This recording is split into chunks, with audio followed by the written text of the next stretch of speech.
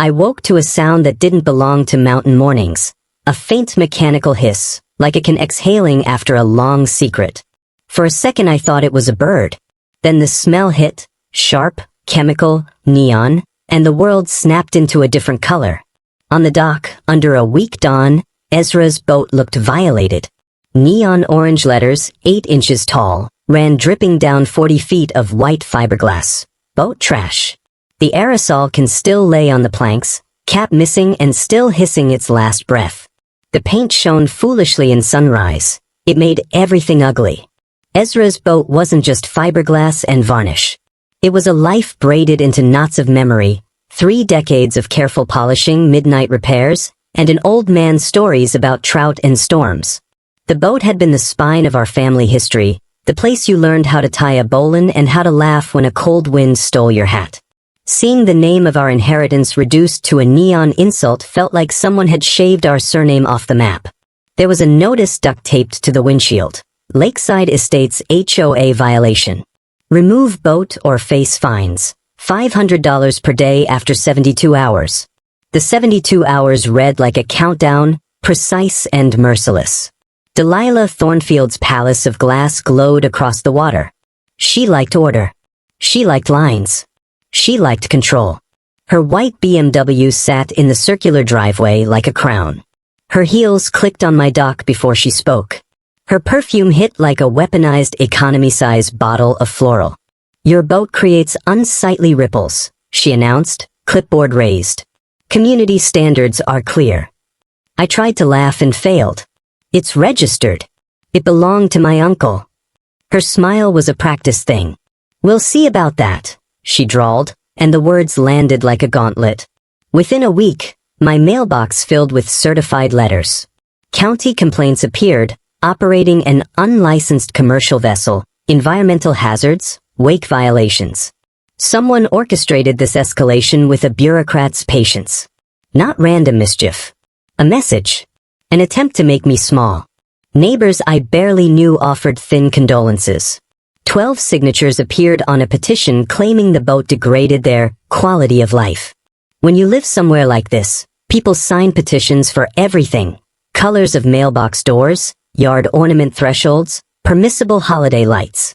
But the way those signatures read, some with hesitation, some without, told me more about the social pressure than about the boat. I could have paid a lawyer, swallowed my pride, and let the community river the conflict into silence. Instead, I dug. Navy life teaches you to read patterns, to find weak points. Ezra's basement was an archaeological trove.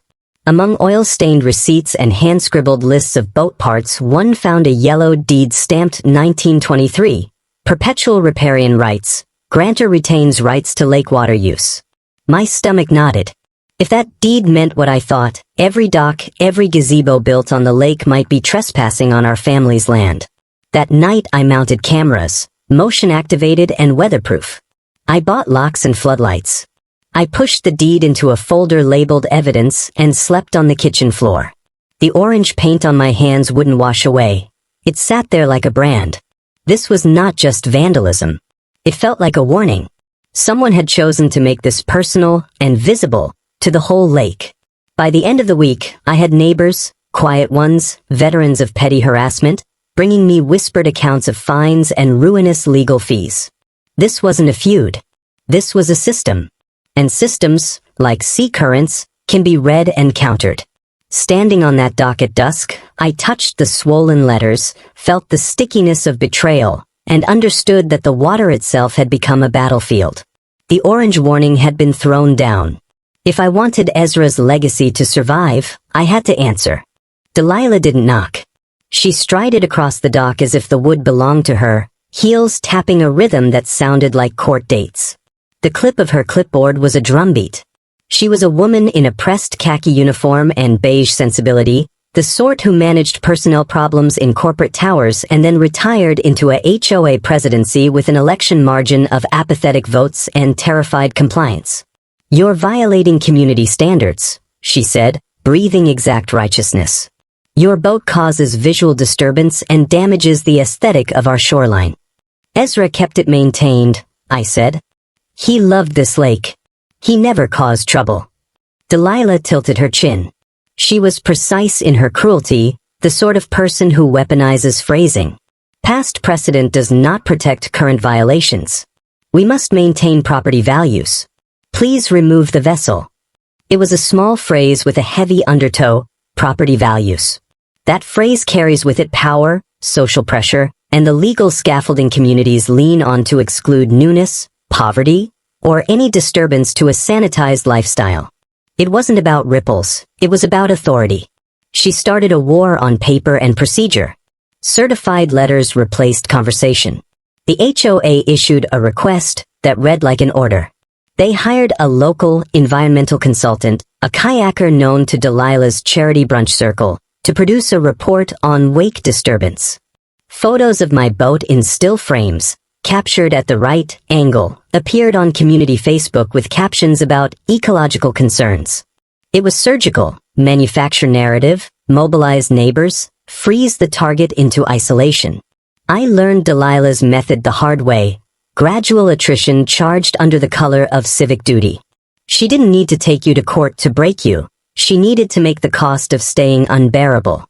When your paperwork goes to the mailbox, and the mailbox is the public ledger of shame, neighbors start to look sideways. People who once waved now sign petitions because they feared a fine or social ostracism. Only a few residents understood the true nature of her attacks. Beth Morrison, a retired schoolteacher with a spine of oak, sat with me on the porch and showed me a stack of letters. She shut down Harold's Bakery's Christmas lights, she said, coffee steam curling between us. Called them offensive. Harold's business almost failed. Jim Santos, Vietnam vet, told stories of fines for a painted mailbox and a fence height dispute. Threads emerged. Patterns. They told the shape of Delilah's governance. Measure someone, shame them, bill them, make them go. I wasn't made to be corralled. Military logistics keeps your head calm when chaos smells like threats. I began to map the pattern. Who signed Delilah's petitions, which contractors she favored, which legal firms billed the HOA for compliance consultations. Every invoice I could get access to looked like a recycling scheme for fees funneling into a private professional ecosystem that profited from conflict. That night, while the town slept, I walked my property lines. Survey markers that had been wrenched into place years earlier showed faint wear, but the map I'd found in Ezra's old box showed a different shoreline, one that extended my property further than anyone expected.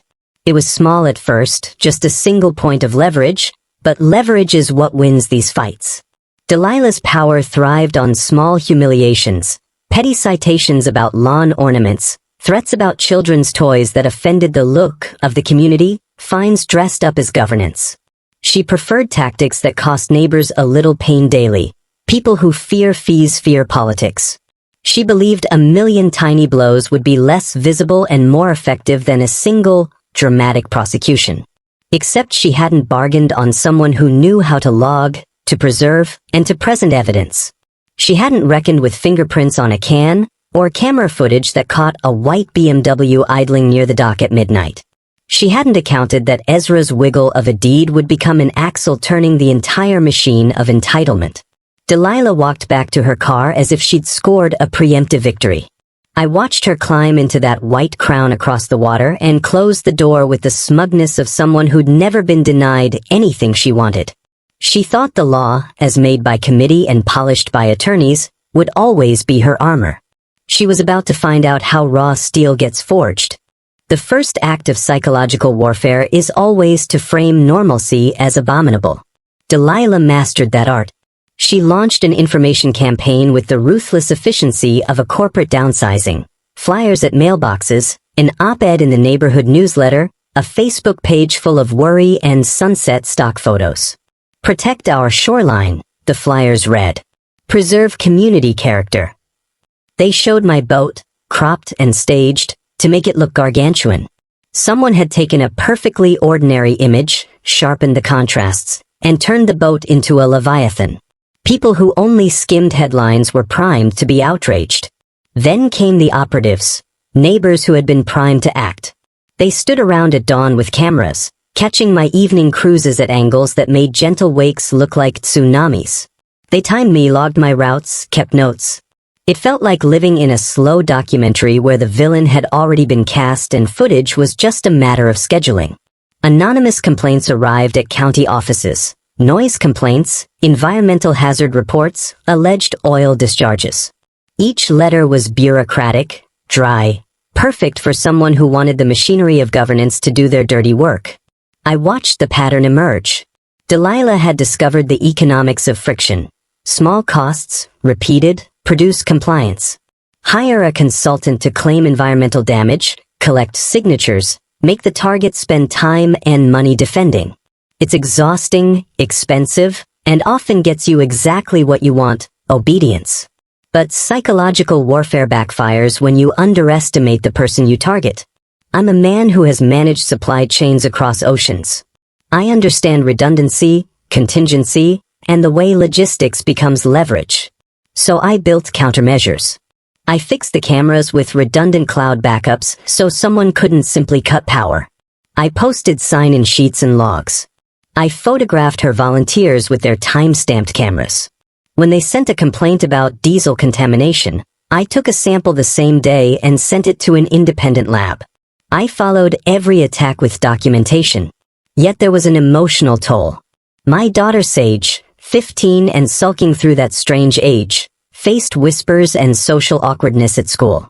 People who had waved at her father now pretended not to notice. The neighborhood's social contract had become a cudgel. For every piece of evidence I collected, there was a smear piece waiting in the social feed to neutralize it.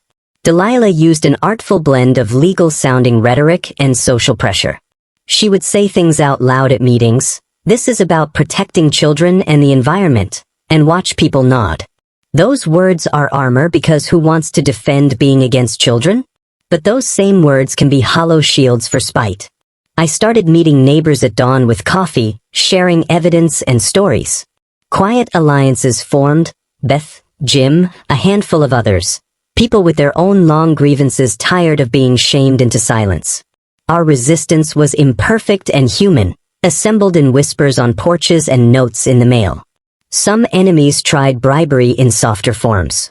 A casual invitation to join us for a bake-off at the clubhouse turned into a recruitment pitch. The true test of authoritarian leadership is the ability to manufacture consent. Delilah was exceptional at that.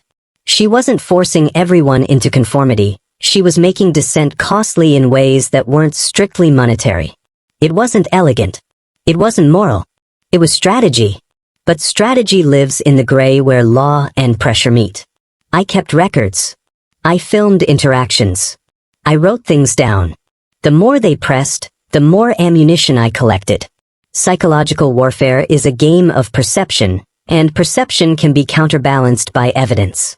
When the HOA finally served me with an emergency resolution, proposing to ban watercraft over a certain age or length, I understood the stakes.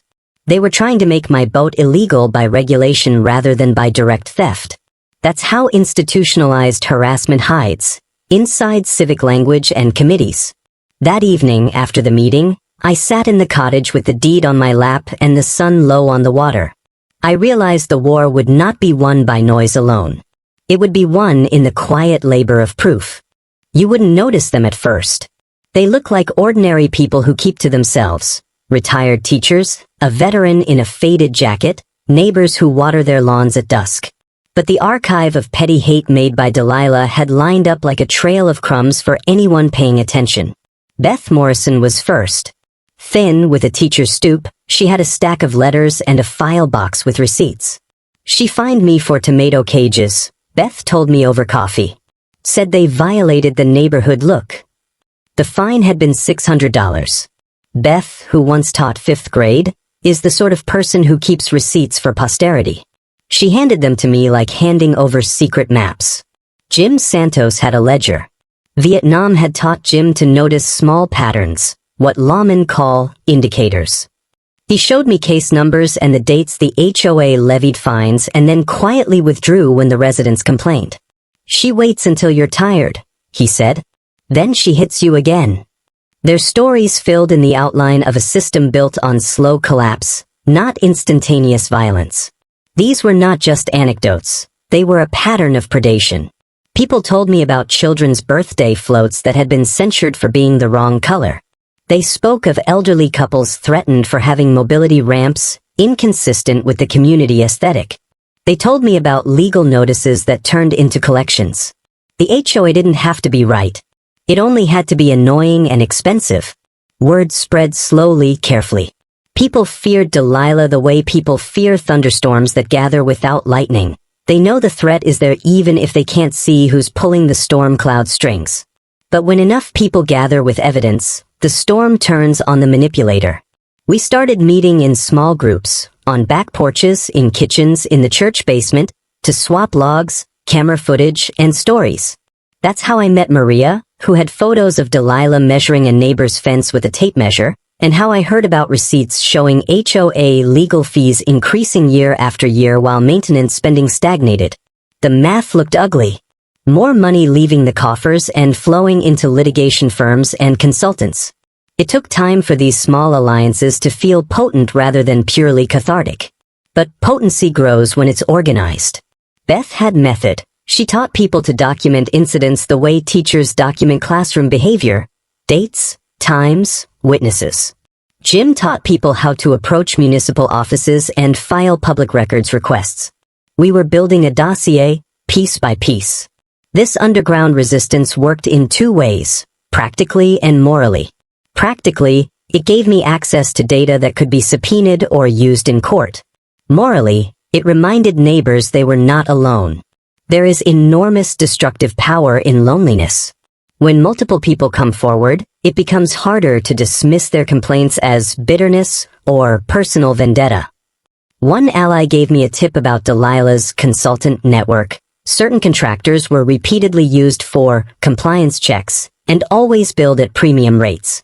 Another neighbor unearthed emails suggesting the HOA paid for market research that aligned suspiciously with subsequent violation campaigns. It smelled like rent extraction, make people pay to preserve their place at the lake. We began mapping financial flows, the same way I used to map logistical supply lines on carriers. Spreadsheets replaced whispered rumors. Trails that used to be invisible began smoothing into lines that investigators would later follow. For the first time since the orange paint, I felt not just anger but leverage. For the first time, evidence and alliances made me certain we weren't flailing. We were building a case. Delilah's power, I realized, depended on diffusion, spreading costs and fear so no one could fight alone. Build a structure where everyone funds the tools of their own oppression, and you get compliance by default. But alliances fix that. Collective action disperses the cost. And for the first time in a long time on Alpine Lake, people were willing to share their cost. We forged an underground strategy, document everything, saturate records, and prepare legal channels. Allies brought the local knowledge and social legitimacy. I brought the kind of methodical patience that never believes in miracles, only leverage. It's a strange, effective mix. It made the coffee in the church basement taste like ammunition. Uncle Ezra's basement smelled like oil and cedar and the slow decay of decades. Old tins, hand-scribbled receipts, and maps were stacked like strata of a life fully lived. I wouldn't have thought a legal revelation could hide in a box labeled parts if I hadn't been looking. The deed was yellow with age and folded in half so many times its edges frayed. The ink had faded, but the language stood out in the way certain legal words do, terms that don't get used in everyday contracts. Perpetual riparian rights. Grantor retains rights to lake water use. Dated 1923. It took a paralegal and a day of coffee to unpack the implications. If the deed meant what it said, then the Blackwood family retained specific rights to water use and lakebed, rights not granted to the developer or the HOA. It meant the developer who built lakeside estates had been sloppy, or more likely, assumption-prone. A developer assumes he can buy a view. He assumes title to the water. But not all deeds are equal. Some things stay with the land unless expressly conveyed. That is the dark, quiet power of old documents. I pulled together a surveyor. The survey maps, in cold black lines, matched what the deed suggested. The shoreline went further past what everyone had assumed. My property extended into the lake more than anyone realized. It was a thin edge of leverage, until you project it across 47 homes and dozens of docks. If I owned the lakebed and riparian rights, then their docks were built on my land. If they had been collected fees for maintenance of something they didn't own, those were payments for services performed on private property, fees that, in the right courtroom, looked a lot like unjust enrichment. The discovery changed the tenor of the fight. No longer were we arguing about an unsightly vessel. We had uncovered a centuries-old legal backbone, one that turned petty harassment into potential trespass law violations and financial restitution. Sarah Chin, the attorney I hired, read the deed like a prize-struck forensic analyst. Her eyebrows rose, not in surprise, but in the precise recognition of a key. "This is not just powerful. This is nuclear," she said, and she wasn't being melodramatic. Sarah specializes in property disputes. She'd tangled with HOA overreach before, and she saw a rare structure, a clearly documented chain of title that grants riparian rights, untampered, unrenounced, walking in unbroken succession. The implications were staggering. The HOA had been collecting lake maintenance fees for years, fees that, under this new light, may have no legal basis for the land in question. The legal language didn't just permit boat usage, it bequeathed a kind of dominion. A private lake, in many jurisdictions, is a real, enforceable thing. Riparian rights trip like animal traps when someone prods a history that hasn't been extinguished. Sarah arranged for a formal title search and a certified survey. When the second set of documents landed on my table, the county recorder's archive and a topographical survey, they aligned with the deed's language. It felt like finding a hole in a dam. Once you poke it and water begins to leak, the whole structure is at risk. I kept the discovery quiet at first. There was a strategic need to control timing. Evidence is effective when presented with context and authority. Sarah and I put together a dossier, chains of title, survey maps, correspondence, and photographs of dock placements relative to the recorded property lines. We calculated the scale of fees collected for lake upkeep over decades. We compiled an estimate accountants would later call forensic, a calculation of fees collected under questionable authority, damage valuations for unauthorized structures, and a tally for potential unjust enrichment. Word leaked the way words do when evidence is profound. Members of the underground resistance, Beth, Jim, and others, quietly came to me with updates. "This will change everything," Jim whispered, cane tapping the pavement. And he was right. The smoking gun wasn't a gun. It was a folded, yellowed paper that had survived wars, storms, and the indifference of developers. It had waited a century for someone willing to read it properly. That evening, I stood on the dock and let the surveyor's light throw lines on water, bars of projected truth that mapped property in the soft dark. The lake looked the same, calm, reflective, indifferent to human quarrels. But now, underneath that placid surface, a legal truth sat like bedrock. The war had moved from postcards and petitions to a terrain of deed and title. It was quiet, heavy, and decisive. When I finally called Delilah to tell her we had documents and counsel, I said nothing dramatic. I simply told her an attorney would be in touch. She laughed, brittle and forced. That laugh told me she believed the fortress of social control would hold. She had misread the scale of what a deed could do. The smoking gun had been found. It would not be the only weapon in the fight, but it would be the one that forced her to play in a court whose language she had tried to rewrite with flyers and petitions. The next stage would not be about ripples. It would be about right and title. And once you bring title into a fight, people who collect fees on false pretense begin to look very small indeed. Delilah's reaction was textbook. She escalated where the law threatened. Deploy propaganda, drown the narrative in noise, and fracture alliances. She convened emergency meetings, penned an amendment outlawing boats older than 10 years, and proposed a $50,000 environmental protection assessment. It was theater disguised as governance. That theater turned ugly fast. My dock lines were cut in the night, surgical clean slices, not fraying from age. Someone jammed debris into the boat's intake, nearly wrecking an engine. Our security cameras caught a figure in a dark hoodie working with practiced movements while a white BMW idled at a distance. The footage, grainy and cold, showed a silhouette that matched Delilah's car, an ugly piece of corroboration. She flooded the county with complaints that read like manufactured environmental studies. She recruited a marine expert, a man whose credentials boiled down to enthusiasm and a kayak rental business, to claim my boat caused erosion and fish displacement. She hired a PI to dig into my life. A naval record, friends, a divorce that made headlines in the wrong way. The tactic was simple: discredit the man, and you discredit the deeds.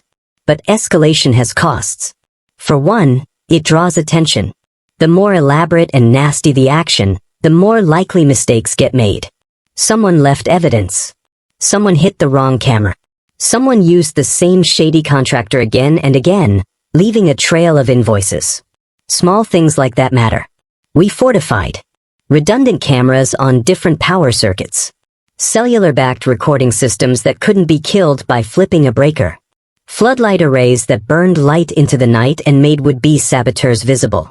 I hired a certified lab to test water quality after one particularly sensational rumor about diesel contamination. The lab results were clean, no fuel traces, no pollutants above detection thresholds. The lab report looked clinical and blunt on a document and did a great deal of harm to Delilah's environmental claims. Her response was to ratchet up the financial pressure. Emergency assessments proposed, levies threatened. Suddenly meetings were scheduled at odd hours and ballots mailed with urgency. Fear is contagious, so is compliance. The HOA's modus operandi relied on the willingness of people to pay to avoid being drawn to attention. But our documents multiplied. Sarah and her team filed a preliminary injunction blocking the HOA from enforcing new restrictions. They demanded the HOA produce chain of title documents and a full accounting for funds collected for lake maintenance.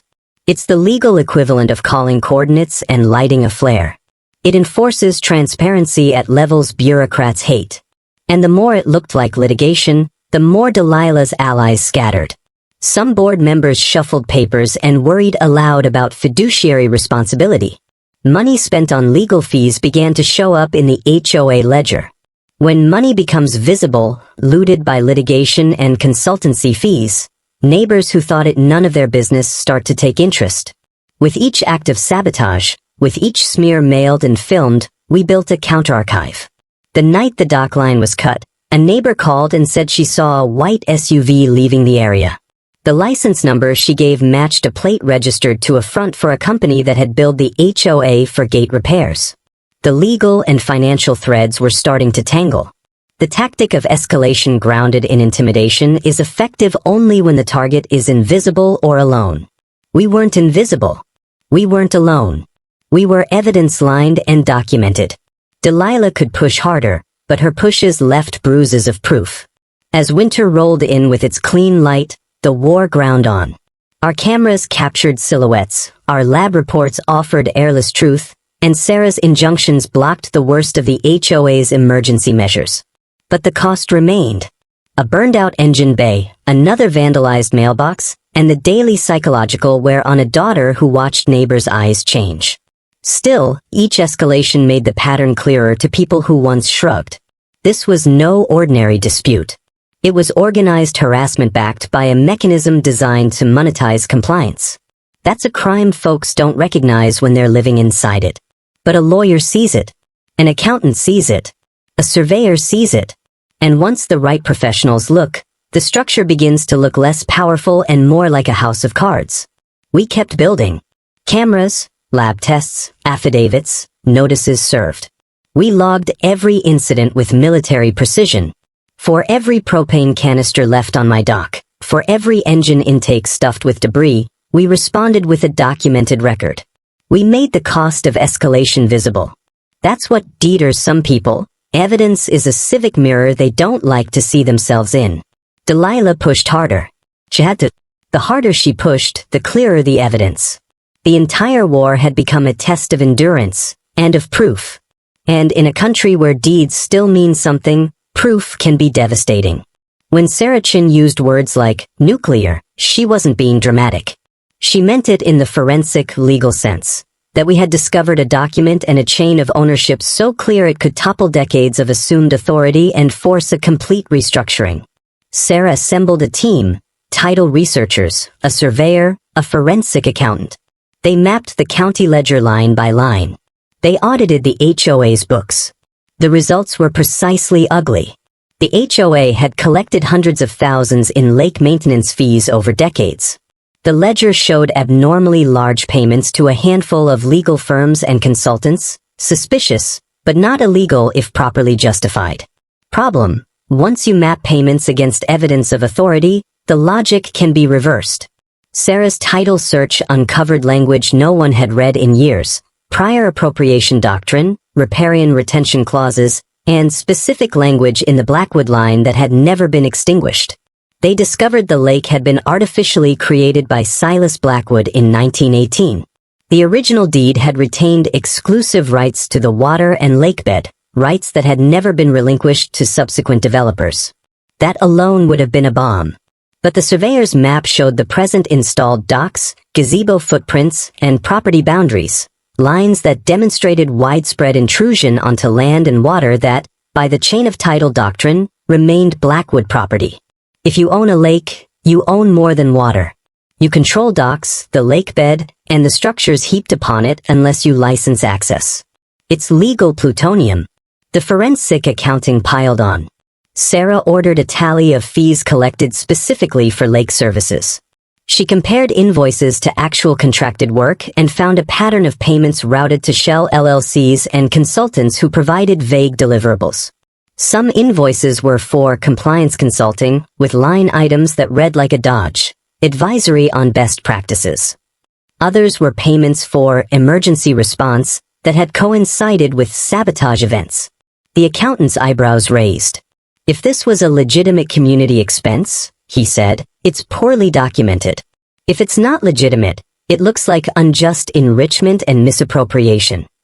Sarah's strategy crystallized into a three-tier approach: negotiate, pressure, and, if necessary, litigate nuclear-level claims.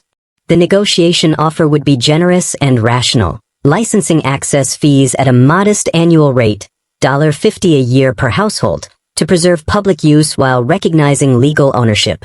The pressure involved filing quiet title actions and filing notices with county courts to freeze any expansion. The nuclear option was a suit for unjust enrichment and trespass that would seek damages, restitution of fees collected, and removal of unauthorized structures. We prepped for the public moment carefully. There is an art to delivering a blow that also leaves room for dignity. Sarah wanted courts to see a man offering a fix, not a man cheering destruction. That's tactical restraint, one of those legal tricks you learn in the quiet before trial. The morning we unveiled the documents at an emergency HOA meeting, the room felt small as the evidence we were about to present was big. Residents packed the community center like they'd come to watch a play. Delilah, primed and furious, had prepared her own theatrics, photos, charts, and a rehearse of fear speak. It's amazing the psychological power of charts when you don't interrogate their data. Sarah rolled the deed onto the projector. The room went still. When she traced lines of the survey, saying, "This document shows chain of title unbroken since 1918, the practical import hit neighbors like a physical slap. Guess. A woman covered her mouth with surprise. A man swore, softly. I remember the moment in a way that remains luminous, the hush before questions. Delilah's smile flickered and then went raw. Her prepackaged narrative had no conversation ready for chain of title. Her legal shield was a banner of calls and consultants, not a deed. And law, when shown in black and archival ink, has a kind of moral authority ordinary propaganda can't mimic. The fallout was fast. The county recorder put a temporary hold on any new lake modifications pending title resolution. The HOA's new emergency assessment proposal stalled. People who had been wondering whether to spend their own money to fight Delilah suddenly realized the cost to them might be far higher if the community lost rights they'd assumed. Conversations on porches changed tone. The whispers turned to a shared realization. Perhaps we'd been duped for decades. And somewhere in the room, Delilah's confident composure snapped. The woman who had measured lawns and dictated property colors now faced the legal possibility that she had been building her empire on borrowed land and borrowed authority. That's dangerously destabilizing for someone whose identity is woven into power. We left the meeting with more than vindication. We left with a changed social landscape. The deed, the survey, the accountant's reports, the nuclear evidence did what evidence invariably does. It shifted the burden from rumor to proof. The war had moved into a theater where deeds and numbers mattered more than hashtags and petitions. The fabric of local power was being examined on a table with white gloves. Delilah's instinct was not to concede gracefully. She pivoted to propaganda with a speed that looked almost professional, organizing a public meeting, printing glossy flyers, staging testimonials, and circulating images on social media designed to make residents fear economic collapse if lake access were restricted. She played the role of the reasonable protector of property values with the skill of a practiced actor. The meeting was theater. She called it an emergency session about public safety and environmental protection. The community center filled up with a curated crowd, people she'd persuaded, rewarded, or frightened into attendance. Large printed photos of my boat were clipped to easels. Charts mapped wake events alongside children's swimming schedules. People saw scary visuals and felt the primitive effect those images have, threat before detail. Delilah spoke in calm, deliberate cadences about the risks of an unregulated watercraft, and many people nodded. Her media playbook deployed useful tactics. Create an image that feels urgent. Offer evidence that sounds scientific, even if it's not. Invoke children and safety. All of those elements are persuasive, especially when the average resident doesn't have the time, legal knowledge, or emotional energy to parse the fine points of title law. But propaganda is fragile under forensic scrutiny. Sarah and I prepared. We brought independent water quality reports, a surveyor, and the deed. We brought an environmental scientist who laughed at Delilah's rental kayak expert and who explained wave displacement with the patient clarity of someone who's tired of charlatans. The pivotal moment at that meeting came not from shouting, but from document projection. Sarah put the 1923 deed up on the wall and traced the chain of title in a slow, unshowy way. Dates, names, recorded signatures. People who had been trained to believe the HOA were suddenly seeing centuries-old formalities that are not subject to modern Facebook campaigns. Delilah tried to interrupt, and a few of her faithful rose to her defense. "We've sustained the community for decades," one cried. The phrase, "we have sustained," is the poetic echo of entitlement.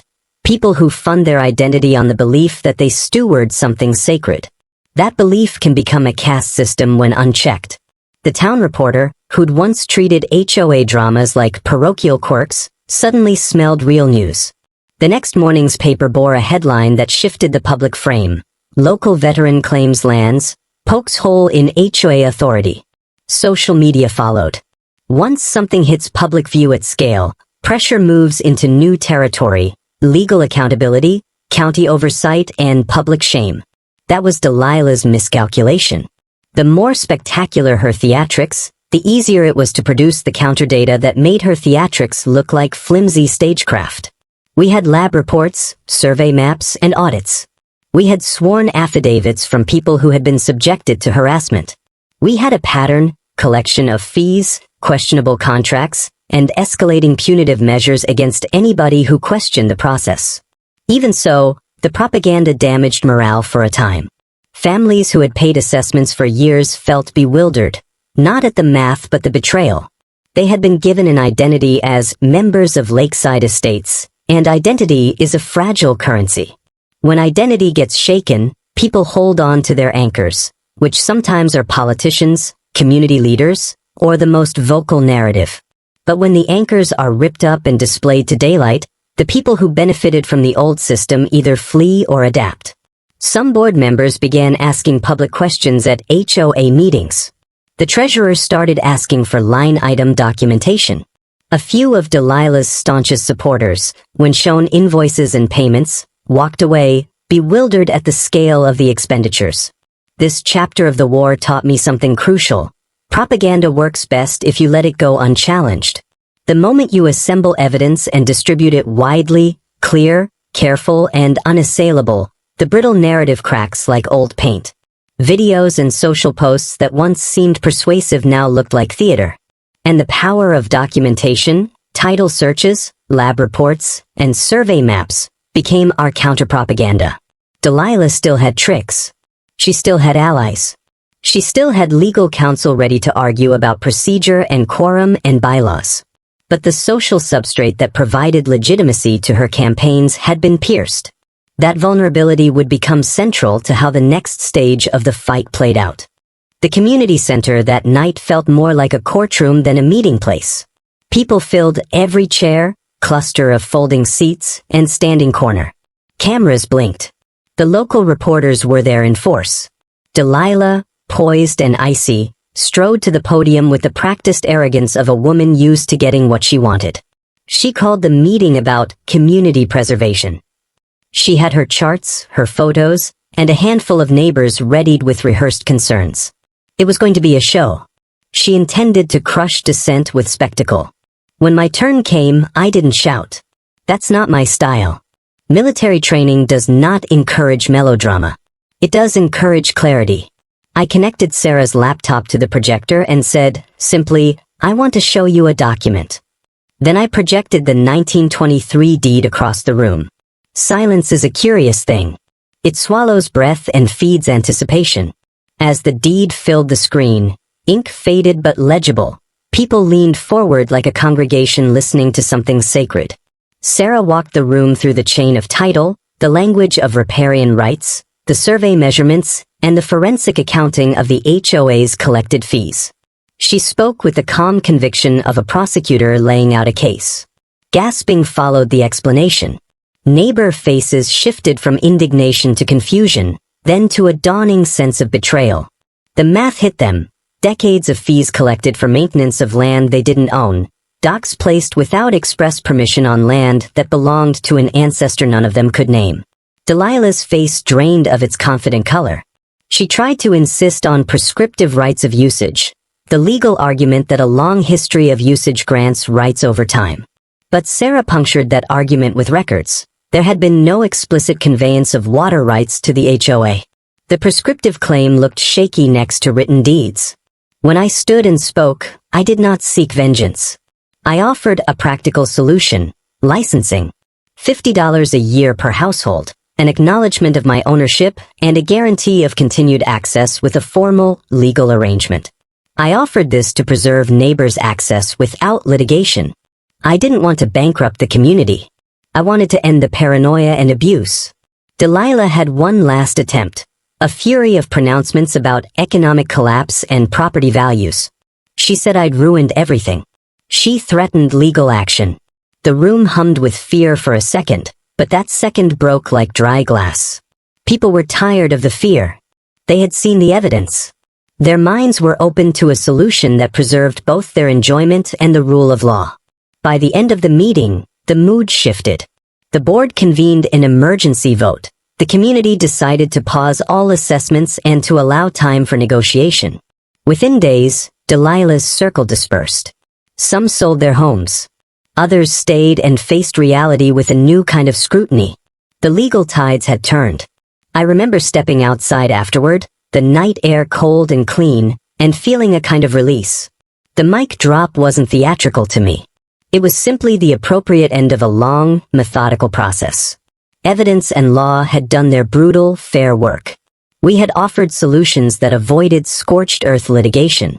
The community, shaken, began the slow process of re-architecting governance to prevent future abuses. It wasn't perfect. Some people left with bitterness. Delilah vowed appeals and legal countermeasures. But the public moment had forced the community to see the truth together. That's the point at which the social contract, if it still exists, either rebuilds on a new foundation or dissolves into resentments. We chose rebuilding, new oversight, transparent budgets, and an enforced timeline for resolution. Delilah? She fought in the margins for a while, letters, threats, and a fractious legal campaign, before the pressure of scrutiny made her untenable. The mic drop didn't finish the fight, but it shifted it into the courtroom where evidence mattered more than narrative. Justice doesn't arrive like a cinematic final blow. It arrives in quiet court orders, in settlement drafts, in the slow recalibration of daily life. The headlines called it the HOA scandal, and reporters wrote pieces about how a deed from 1923 had upended a modern entitlement culture. But the real work of repair was smaller and quieter, townspeople returning to normal, kids laughing on the water, a neighbor bringing homemade pie. Delilah's empire didn't vanish overnight, but it fractured convincingly. The freezing of funds and the threat of litigation cracked the HOA's wall of impunity. Board members who had been complacent found themselves answering questions they couldn't fudge. Contracts were canceled. The treasurer had to explain strange payment cycles. People who'd benefited little by little were suddenly exposed by a public accounting. The settlement process was pragmatic. We negotiated license fees, removal of illegal structures, and restitution for unlawful assessments. The figure for restitution was large enough to sting and small enough to allow the community to continue functioning. Delilah agreed to step down. Her legal team bargained for conditions, no criminal charges if she resigned and accepted oversight. Some neighbors cheered, others felt that she had not paid enough. But public institutions have limits. Our victory was more structural than personal.